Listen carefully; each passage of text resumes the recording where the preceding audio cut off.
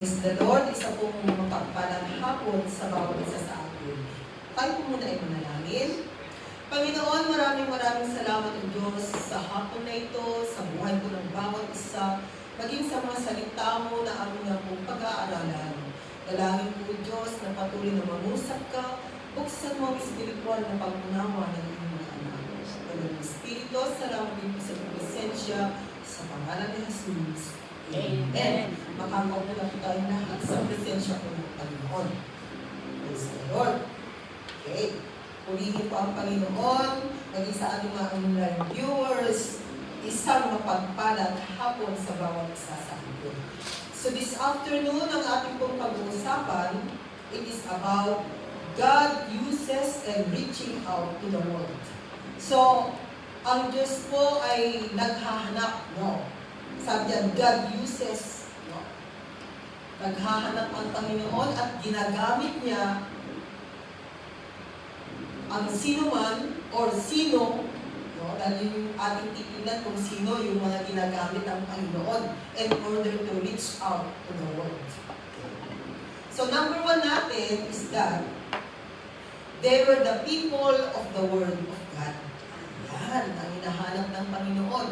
Ayun palang mga taong merong salita ng Diyos. Meron ba tayong salita ng Diyos sa ating buhay? Amen. Kaya kung meron tayong salita ng Diyos sa ating buhay, ibig sabihin, tayo ay pwedeng gamitin ng Panginoon to reach out to the world. Dahil ang sabi niya sa Matthew chapter 4 verse 4, sabi niya, Jesus answered, it is written, man does not live on bread alone, but on every word that comes from the mouth of God. Kaya sa mundo ito, ang tao, kailangan niya ang salita ng Panginoon. Dahil alam natin na ang salita ng Panginoon ay ito po ang pagkain ng ating kaluluwa at espiritu.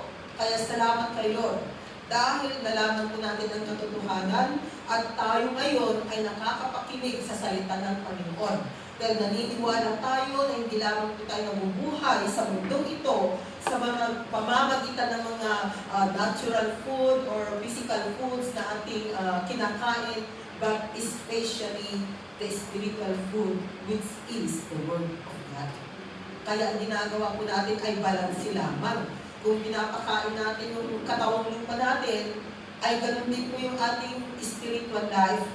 That's why we need the Word of God. Okay. And then sabi doon sa James 1 verses 22 to 23, another supporting verse, do not merely listen to the word. So hindi lamang po tayo tagapakinig. And so deceive yourselves, sabi dyan. Dahil in verse 23, ito po yung dapat natin gawin. Anyone who listens to the word but does not do what it says is like a man who looks at his face in a mirror. So, ibig sabihin pala, sa ating pakikinig sa salita ng Panginoon, kinakailangan na makita sa buhay natin. No? Kinakailangan na namumunga sa buhay natin ang salita ng Panginoon. Dahil kung hindi po makita sa buhay natin ang salita ng Panginoon, ang sabi diyan, inahalin tulad po tayo, no? Na yung tayong mga ladies, ika nga, magaling magsalamin. Kahit na tanungin mo katabi mo, may daladalang salamin yan. Wala sa akin. Well, yes, wala rin sa akin, pero pag may salamin, di ba nananalamin tayo? Hindi natin maiwasan na hindi magsalamin. Kahit na naglalakad ka, pag medyo parang salamin yung bulba. Nadaanan. Nagpupusing-pusing ka doon. So, dahil gusto nating makita, kung okay pa ba yung buhok natin, maayos pa rin ba yung damit natin, di ba? No. Pero sabi po niya dyan, hindi dapat ganon. Kahit na wala tayo sa harapan ng mirror, ng salamin, alam mo pa rin kung sino ka. Which is, ibig sabihin mga kapatid, talagang ang salita ng Diyos na napapakinggan natin, ito po ay nakikita sa buhay natin. Okay. Kaya mahalaga ang salita ng Panginoon at ito po ang hinahanap ng Panginoon. They were the people, no, na merong salita ng Diyos. Kaya kung merong salita ng Diyos sa buhay natin, ay pasado tayo. Tayo ay pwedeng gamitin ng Panginoon. Number two is that they were the people of worship. Kaya kung marunong tayong magpuri sa Panginoon, ay the Lord is able to use us. Kasi I believe naman ng bawat isa sa atin, gusto tayo magamit ni Lord, isn't it? Sino ba naman yung ayaw lang na nakaupo kahit paano gusto mo na meron at meron kang ginagawa para sa Panginoon. At yan po yung desire natin na kahit na papaano ay meron tayong contribution para sa kaharian ng Panginoon. At ang Diyos po ay patuloy pa rin na naghahanap at gusto niyang gamitin ang kanyang mga anak. That's why sabi diyan, ang hinahanap na ni Lord ay they were the people of worship. In John chapter 4 verses 23 to 24, sabi diyan, yet a time is coming and has now come. So sa kapanahunan na po natin ngayon, because we know that in the Old Testament, ang mga Israelites talagang there is a proper place na kung saan doon sila nag-worship. Pero salamat sa Panginoong Jesus, because of Him, pwede na tayo mag-worship. Hindi lamang po doon sa talagang sanctuaryo na makikita natin in the Old Testament. Kundi, we can worship everywhere, ika nga. Kaya sabi diyan, yet a time is coming and has now come when the true worshipers, ang tunay na nagpupuri, nananampalataya sa Diyos, will worship the Father and Spirit and truth. For they are the kind of worshipers the Father seeks. So, ibig sabihin mga kapatid, isa sana tayo dito, and I believe na qualified po tayo dito sa true worshipers na hinahanap ng Panginoon.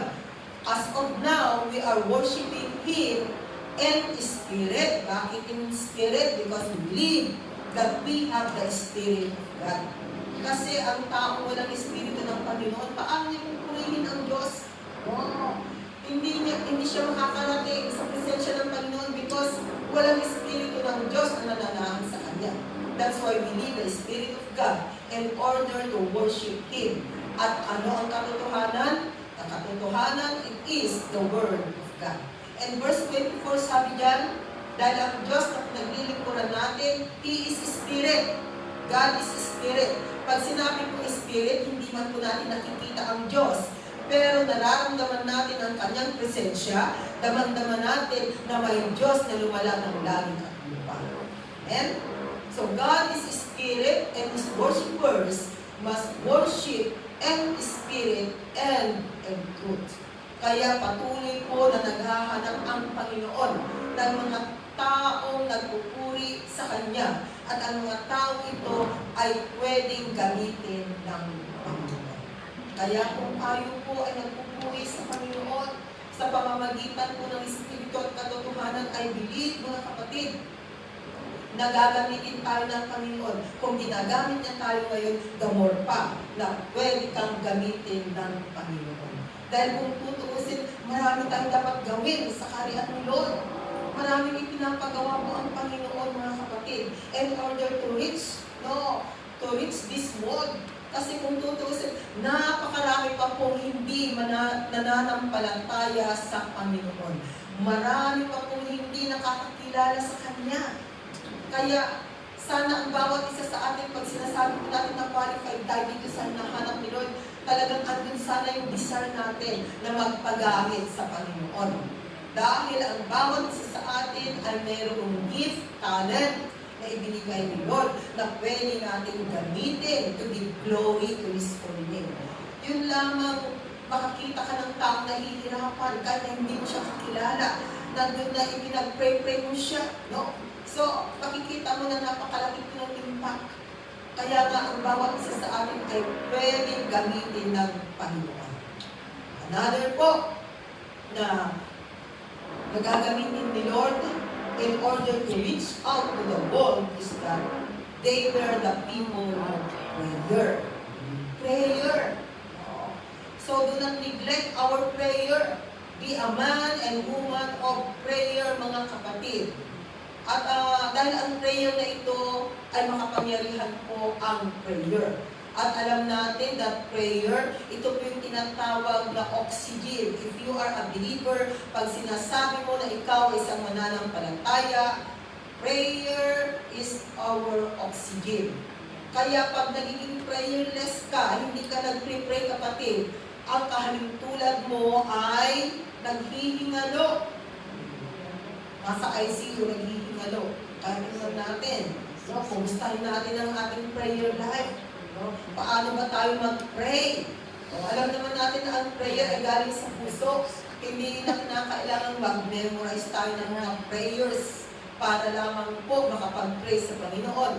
Kundi ang prayer natin, no, pakikipag-usap sa Diyos at galing sa puso. Kung ano yung gusto nating sabihin, para bang nasa harapan mo lang si Lord, minsan talagang ibinubuhos mo sa Kanya yung laman ng puso mo. No? At alam natin na ang Diyos po ay nakikinig. At alam natin na ang Diyos ay handang tumugon sa ating mga panalangin. In Colossians chapter 3 verse 2, sabi niyo ulit yan. Colossians 3, diba? Or Colossians 3, 1. Colossians 4.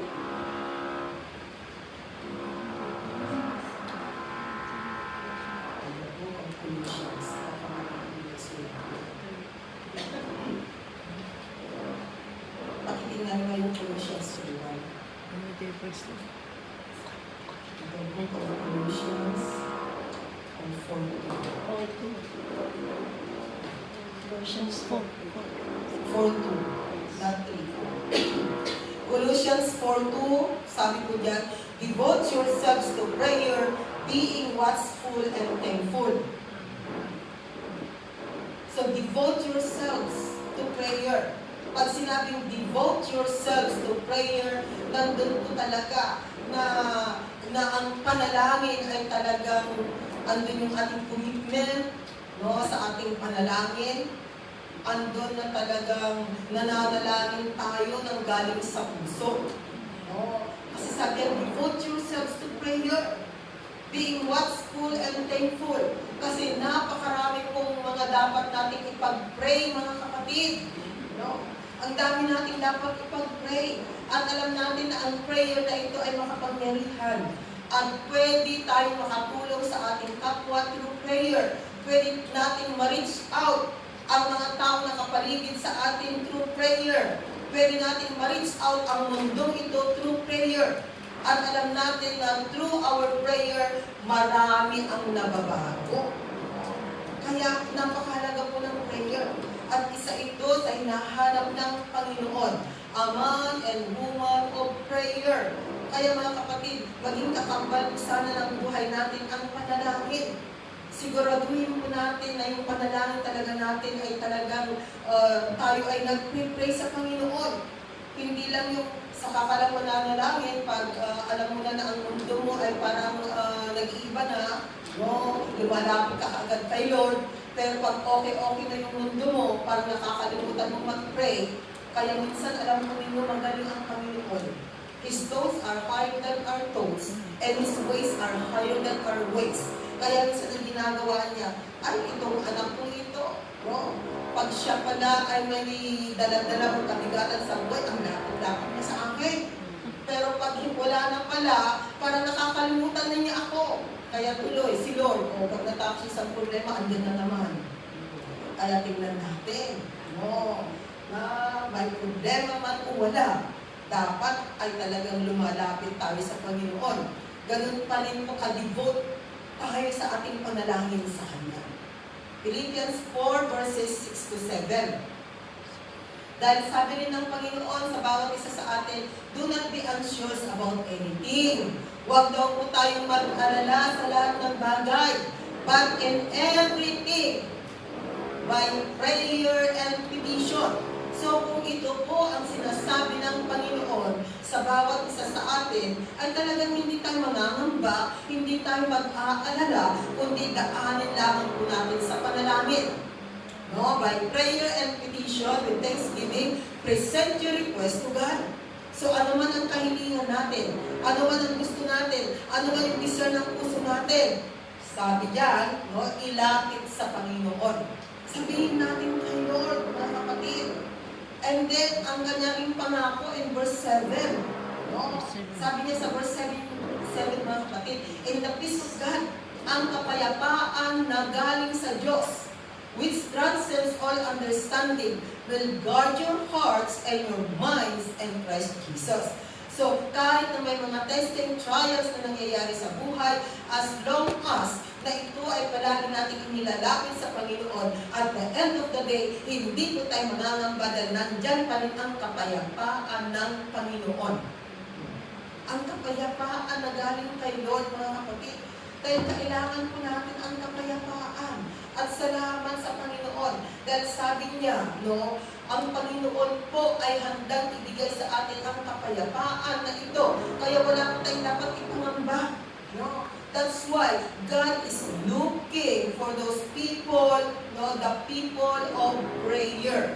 Ang mga taong nananalangin, palaging dumudulog sa Panginoon. Sabi ko nga, kahit na hindi po natin kilala isang tao, we can help that person through prayer. Yung bang makita lang natin, hindi kayo narinig, grabe pala yung kanyang problema, grabe pala yung kanyang pinagdadaanan. So, nandun yung parang kabigatan na rin na, ano bang pwede kong maitulong sa kanya? Ay, alam mo na, prayer. Diba? Bigla mo na lang sinasabi, Lord, itong tao ito, alam mo ang kanyang buhay, alam mo ang kanyang problema, tulungan mo siya, Panginoon. So, yung panalangin lang natin kahit na simpleng panalangin sa taong yan, may ginagawang malaki sa presensya ng Panginoon. Ayan. Kaya, alam ko ninyo, pag tayo po ay prayerful, no, nananalangin tayo in behalf of others, ay talagang makakatulong tayo sa ating kapwa. No? Ito ang hinahanap ng Panginoon, mga kapatid. Para tayo ay gamitin to reach out this world. Kahit kung tutusin, sino pa ang mananalangin sa kanila kung di tayo na tinawag ng Panginoon? Kaya mga kapatid, pag sinasabi po natin na tayo isang mananampalataya, no, alam dapat natin ang responsibilidad. And this is one of our duty and responsibility, being a believer, that you and me, we will become a woman of prayer. So, tatandaan mo sana natin na ang panalangin ay makapangyarihan, na ang panalangin po ay napaka-powerful na magiging sandata at pwede natin gamitin to reach out the world. Okay. Another, number 4. Number 4 is that they were the people of compassionate heart. Compassionate heart.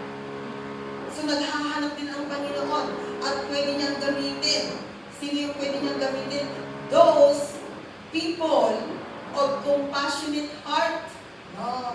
Isang pusong maawain. Merciful. Compassionate or merciful. No? Yan ang nais ng Panginoon. So, ang example po natin dito is the story of the Samaritan woman. It is in Luke. Hanapin natin. So, makikita po natin dito yung kwento po with regards sa Samaritan woman. It is in Luke 11 ba?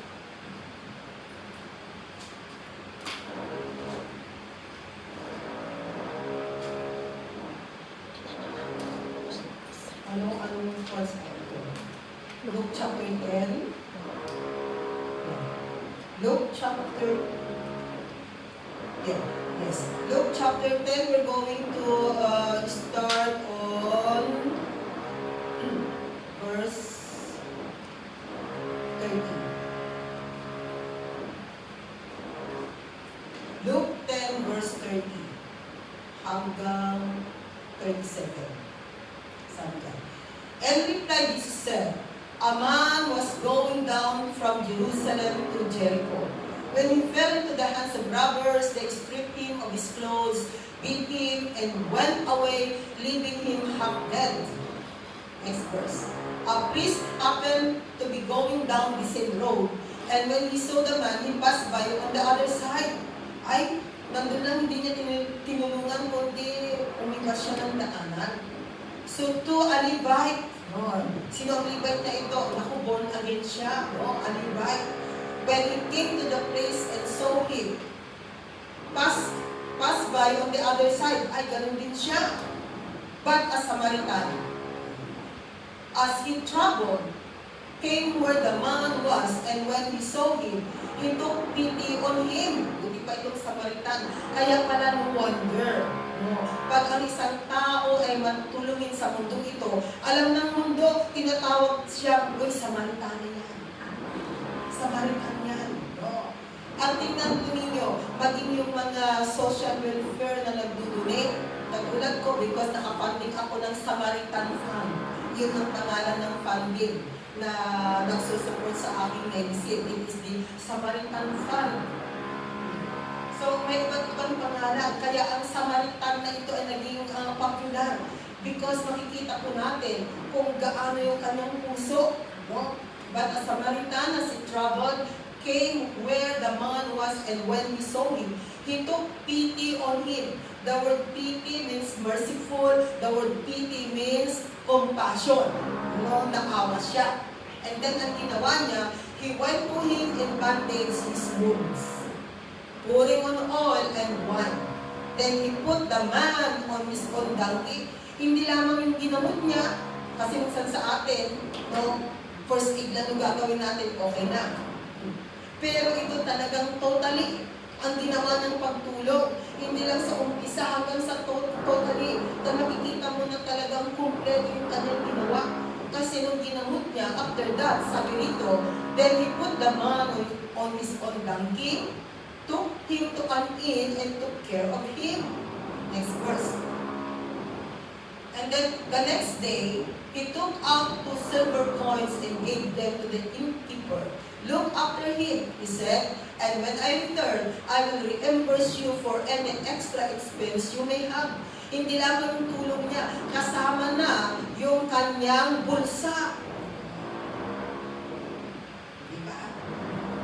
Talaga makikita natin dito na hindi lamang yung ginawa ng tulong, kundi pati na rin yung kanyang bulsa, yung kanyang finance, talagang tumulong siya. And then sabi nito, katanungan, which of these 3 do you think was a neighbor to the man who fell into the hands of robbers? Verse 27.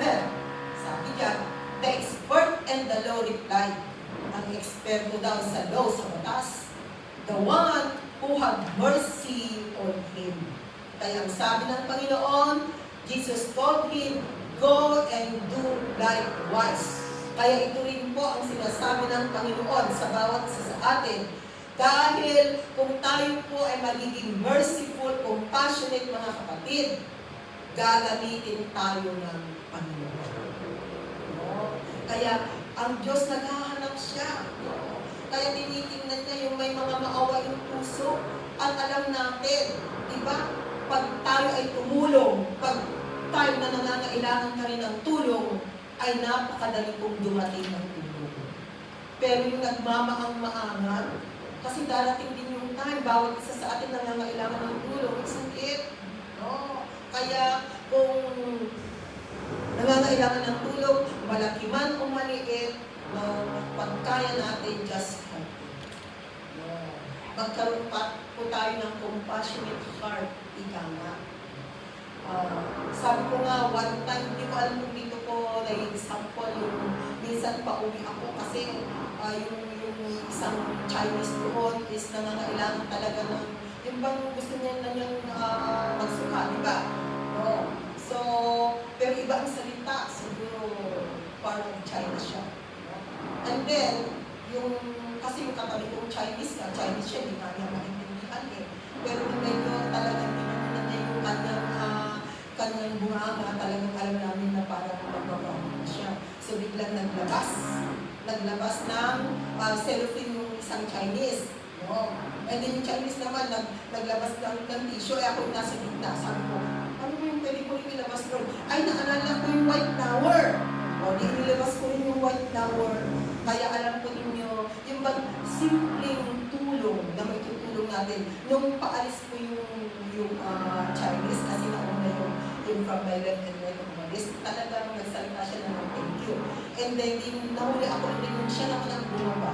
Yung bang, for me, sabi ko, is parang there is joy, kasi makikita mo talaga kung paano siya magpasalamat. Yung bang talagang igagano niya yung dalawang kamay niya, and then bawlang at sinasabi niya nagpapasalamat. Is okay, isa na yan. So, iba yung kaganakan kasi pag once na tayo ay nakatulong kahit na napakaliit lamang po mga kapatid. Simple na pwede natin itulong sa ating kapwa. So, we need to have that compassion in our heart. Pag alam natin na nangangailangan ng tulong, ay ako kaya ano ba yung pwede ko rin maitulong? Ay kung tutuusin nga, napakalaki ng impact yung binigyan ko siya ng white flower, inilagay niya doon sa tissue. Ang ganda nga, nagamit niya yung plastic. Tapos yung tissue na ibinigay nung nasa kabila ko, doon niya inilagay yung white flower, and then sa kanya inilagay sa kanya, and then nagkalma siya hanggang sa siya ay nakarating doon sa babaan niya. So, sabi ko, compassion. Pag nangangailangan ng tulong, tulungan natin. And then another po na hinahanap ng Panginoon or pwedeng gamitin ni Lord, God uses in reaching out to the world is that number 6 na tayo. Ay, hindi. Bakit hindi ninyo inilagay yung number 4? Bakit hindi ako sila? Okay, number 5 na ako. Yung number 5, they were the people of compassionate heart. Number 4, okay, in-number 5 na natin ito. Pagbalik-tarin na lang natin. Hindi ko kasi napansin kanina. They were the people filled with the Holy Spirit. Yan po yung number 4. Number 5 na natin. Sige, ilagay na yung number 5. Kasi nauna na yung number 4 kanina. So, they were the people filled with the Holy Spirit. Ang mga taong napuspos ng banal na Espiritu, mga kapatid, ay pwedeng gamitin ng Panginoon. Hinahanap ng Panginoon. Kaya nga mahalaga po na tayo ay mapuspos ng banal na Espiritu. Sabi dyan sa Ephesians 5 verse 18, and Ephesians 5 verse 18, do not get drunk on wine, which leads to debauchery, instead be filled with the Holy Spirit. Kasi ang taong lasing, pasuray-suray. Oh, yan. Minsan hindi niya alam kung tama ba yung kanyang sinasabi. Sino na dito yung naranasang malasing? Talagang ganun ba ang isipan ng lasing? Na parang hindi mo alam or parang nagmaang-maangan lang sila o gumagawa sila ng sarili nilang kwento. I don't know. Kasi hindi ko naranasang malasing. Kaya hindi ko alam kung ano yung feelings. Depende pa sa Depende. Kasi minsan pag lasing, parang hindi na niya alam yung kanyang mundo. No? Nagiging matapang siya. Nandun na kung ano-ano yung kanyang ginagawa. No? So, depende. Kung kaya mong kontrolin yung isipan mo o hindi. Kung padadaig ka doon sa espiritu ng alak o hindi. Okay. So, sabi sa kanyang salita, do not get drunk on wine. Pero sinasabihan ko tayo, huwag tayong uminom ng alak na nakakalasing. Pero minsan yung karatula ba, if you drink, don't drive. If you drive, don't drink.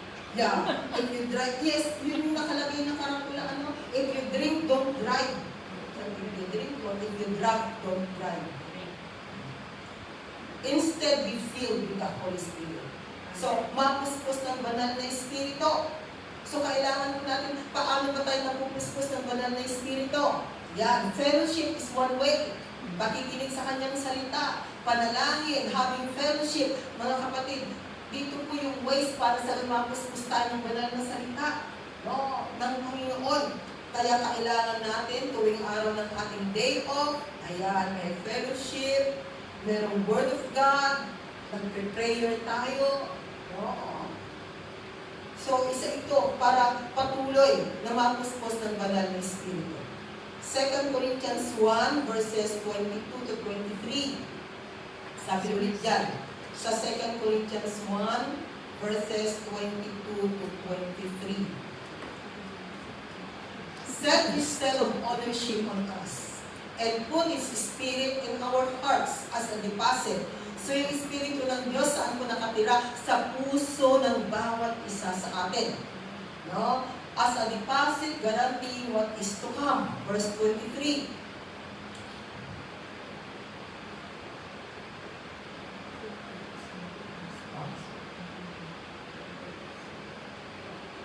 Mali na naman yata ako. 21, start tayo yung verse 21. 21 to 22. Ephesians, 2 Corinthians 1, tingnan na nga natin ang verse 21 dito.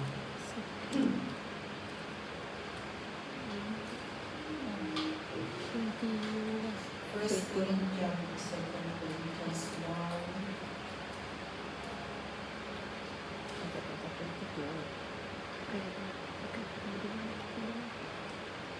Okay, verse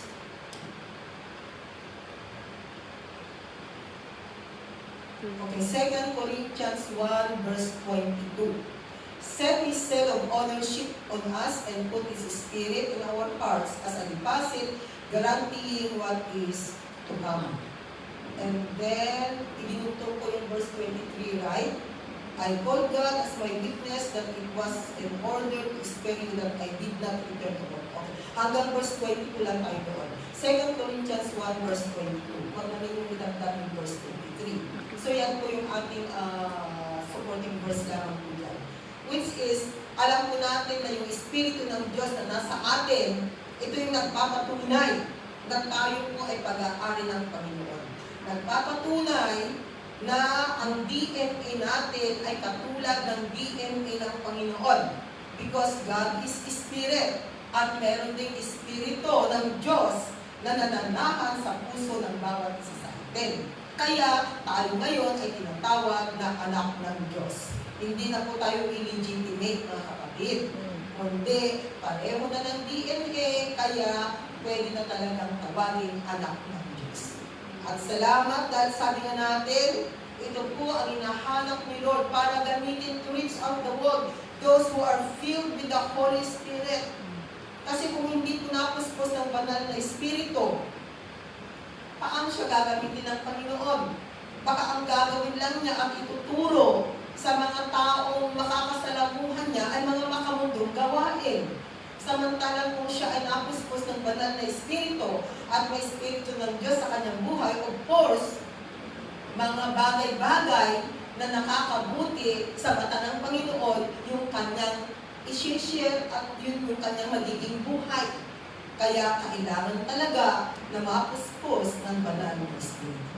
Okay, number 6. Number 6 is that they were the people committed to their service. Yeah, to their service. Ito yung tinatawag ng mga faithful servant. Hindi ko lang natanggal yung faithful servant. They were the people committed to their service. Yan yung pang-anim natin. Okay? So, yung mga committed, pag sinabi kasing committed to their service, of course, they are the faithful servant of the living God. Isn't it? Kaya sabi doon sa 1 Kings chapter 8 verse 61, 1 Kings chapter 8 verse 61. But your hearts must be fully committed to the Lord our God, to live by His decrees and obey His commands as at this time. So ito po yung hinahanap ng Panginoon at gusto niyang gamitin. No? Those who are fully committed to the Lord. Committed, mga kapatid, ibig sabihin talagang inialay mo na, inihandog mo na ang buong buhay mo, buong puso, buong pagkatao sa Panginoon. Na hindi na ikaw ang siyang naghahari sa sarili mo, kundi ang Panginoong Jesus na. Siya na ang nagmamayari. So, ganito po yung nais ni Lord. Fully committed, mga kapatid. Dahil kung fully committed po tayo sa Kanya, of course, we will become faithful servant of God. And 2 Timothy 1:12, sabi niya ulit doon, 2 Timothy chapter 1 verse 12. That is why I am suffering as I am, yet I am not ashamed, because I know whom I have believed, and am convinced that He is able to guard what I have entrusted to Him for that day. Katulad ni Apostle Paul, alam natin kung sino ang tinanggap natin sa ating buhay at kung sino ang pinaglilingkuran nating Diyos. Kaya mga kapatid, no, ang Panginoon po, no, gagamitin niya yung fully committed. Yung bang sa ating ministry, nakikita niya yung katapatan, nakikita niya yung willingness, yung availability. Palagi ko pong sinasabi, God is looking for a person who is willing and available. Kasi kung willing ka at available, kapatid, God can give you the ability to do it. Aanhin mo naman yung maraming ang ability, maraming alam, hindi naman siya available at hindi siya willing. Paano siya gagamitin ng Panginoon? E di, gagamitin na lang ni Lord yung taong willing at available. Because God is able to give the ability. No? Saan ba galing ang talento, ang ability? Kay Lord. No? So, pwede niyang ibigay. Kaya, kung ating titingnan, naghahanap si Lord ng willing, ng available na kapatid, ng fully committed, upang sa ganon ay gamitin ni Lord to reach out His word. Kasi kung tutuusin, napakarami pa kung dapat i-reach out sa mundong ito, mga kapatid. Minsan nga, family natin, hindi mo pa ma-reach out eh. Ano? Kung tutuusin, teritoryo mo na nga yun. Pero hindi pa rin natin kayang ma-reach out. Ano? Diba? Kaya dapat, kung sino yung nasa malapit sa atin, yung ating teritoryo, we try to reach out, mga kapatid. And remember, God is able to use you. Kung walang magre-reach out sa kanila, paano na lang? Maaating ba natin sila ay mapunta? No? Sa kapahamakan? Na hindi sila makakilala sa mundong ito? So, nandun sana yung desire na puso natin to reach them out, na magpagamit po tayo, mga kapatid. Pangpito natin is that they were the people seeking God always. Sila yung mga taong palaging hinahanap ang Diyos sa kanilang buhay. Kaya dapat po ang Matthew chapter 6 verse 33, memory verse na po natin ito. Sabi diyan, but seek first His kingdom and His righteousness, and all these things will be given to you as well. Kaya kung pangungunahin po natin ang kaharian ng Panginoon, number 1 ang Diyos sa ating buhay, mga kapatid, sumusunod tayo sa kagustuhan ng Panginoon. Sabi niya diyan, anuman ang pangangailangan natin, God is able to meet our needs. Alam ni Lord kung ano po yung pangangailangan natin. Pero ang nais ni Lord, talagang siya yung mamuna sa buhay natin. Siya yung maging number 1 sa buhay po natin. In Matthew 22 verses 37 to 39, sabi niyo ulit yan, Jesus replied, love the Lord your God with all your heart, and with all your soul, and with all your mind. No?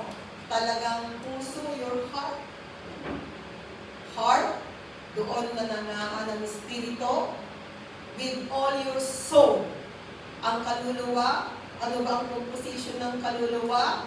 It is the mind. No? Yung emosyon.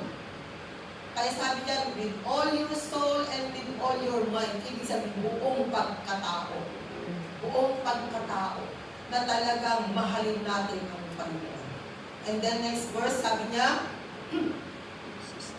this is the first and greatest commandment. And 39, and the second is like it, love your neighbor as yourself. Pangalawa lamang po, yung love your neighbor as yourself. So, una sa lahat, pagmamahal kay Lord. siya yung number one sa buhay natin. Dahil kung siya po ang magiging number one sa buhay natin, mga kapatid, no, lahat na po ay kasama na. Kaya talaga siya ang dapat manguna. Dapat manguna ang Diyos na ating pinaglilingkuran. Kaya ang Panginoon po ay patuloy na naghahanap, no, ng mga taong pwede niyang gamitin to reach out this world. At ano yung sinabi kanina natin? They were the people of the Word of God. Kaya kailangan talaga ang salita ng Diyos. No? Salita ng Diyos, they were the people of the Word of God. They were the people of worship. Talagang nandun na sila ay nagpupuri. No? They were the people of prayer. Marunong manalangin. They were the people of compassionate heart. They were the people filled with the Holy Spirit. They were the people committed to His service, and they were the people seeking God always. And our conclusion, 1 Thessalonians 5, verse 24. Sabi diyan, the one who calls you is faithful, and He will do it. Dahil ang Diyos na tumawag sa bawat isa sa atin, siya ay tapat na Diyos. Tapat na Diyos, mga kapatid. At sa katapatan ng ating Panginoon, ay hinahanap niya ang mga taong gagamitin niya. At ang nais ng Panginoon, mga kapatid, ay gamitin ang bawat isa. Sabi ko nga, tinawag tayo ng Panginoon, hindi lamang po tayo ay binigyan ng buhay na walang hanggan, kundi meron din tayong obligasyon. Meron tayong duties and responsibilities na kinakailangan gawin sa mundong ito. And God is able to use each one of us. So, sana po magpagamit po ang bawat isa sa atin. Wala po sanang tagabutas ng upuan.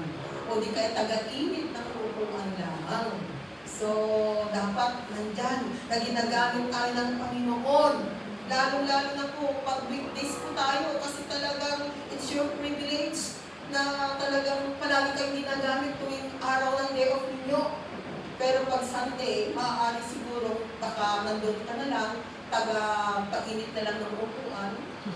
Maaaring magagamit ka lang kung testimony time ay tatay ka at mag-share ng the goodness of God. Kasi hindi lahat.